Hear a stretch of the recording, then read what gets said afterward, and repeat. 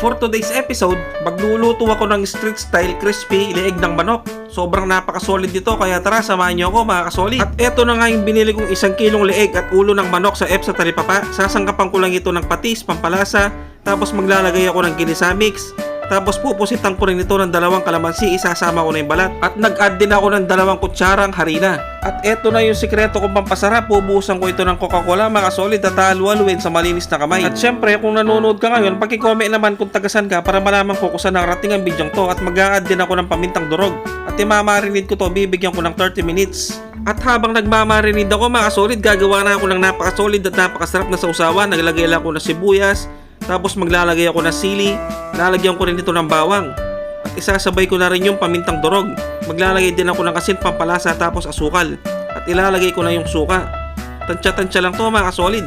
Tapos naglagay ako ng konting tubig at halu-haluin. Tingnan nyo naman napakasolid. At pagkalipas ng 30 minutes, eto na yung leeg ng manok. Nagready na rin ako ng harina mga kasolid. Babalutan ko lang isa-isa to at babalikan ko kayo mamaya pag nabalutan na lahat. At syempre, shoutout sa mga bagong followers at subscribers dyan. Welcome na welcome po kayo dito sa aking channel. Maraming salamat sa panonood. At kung nagustuhan mo naman ang video to, wag mo naman sanang kalimutang mag-follow, like, and share. Maraming salamat. Yan, dahil nakot ko na lahat yung mga leeg ng manok, start na ako magprito mga kasolid. Tingnan nyo naman, napakalaki ng mga leeg oh. Tululaway na naman si Boy Sip habang nangangamera sa akin.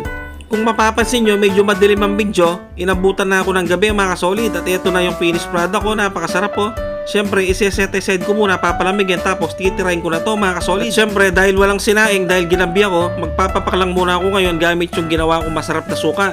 Tingnan nyo naman, kulay pa lang, napakasarap na mga kasolid oh. At ito na nga kinilutong kanto style crispy leeg ng manok. Grabe, napakalaki oh. Kain po tayo mga kasolid. Siyempre isasawsaw mo dito sa ginawa ko solid na suka. Yun oh. Talagang suka pa lang pwede nang ulamin mga kasolid. Magpapapak lang muna ako ngayon dahil walang kanin. Sus Mariosep, kanyama na po. Sobrang napakalasa mga kasolid. Sana gayahin nyo ng recipe ito. Sobrang hindi kayo magsisisi. Napakalambot, napakalutong, napaka-juicy. San ka pa? Pero mas maganda talaga kung may kasamang kanin to. Sobrang mapaparami talaga yung kanin mo dito. At eto yung magandang gawin dyan oh, yung hihiwalay mo yung balat tapos isasawsaw mo sa ginawa ko suka. Yun oh. Sabay subo mga kasolid. Grabe. Kaya ano pang ginagawa nyo, punta na kayo sa palengke, bumili na kayo ng leeg ng manok, magprito na kayo mga kasolid. Sobrang napakamura lang nito. Tungayal bemeng kapitangang bengin, sigurado magluto kang pansit kanto kaya mamirito ka ngebon.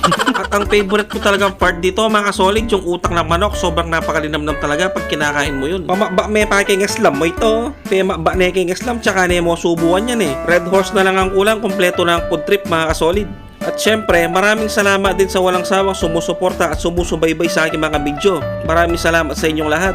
Napasupa-supa yung dila ko dito dahil bagong luto. At last bite na lang ako mga solid. Sa off-cam ko natitirahin to. Ang dami nang naghihintay sa likod ng camera oh. At isasawsaw mo sa masarap na suka.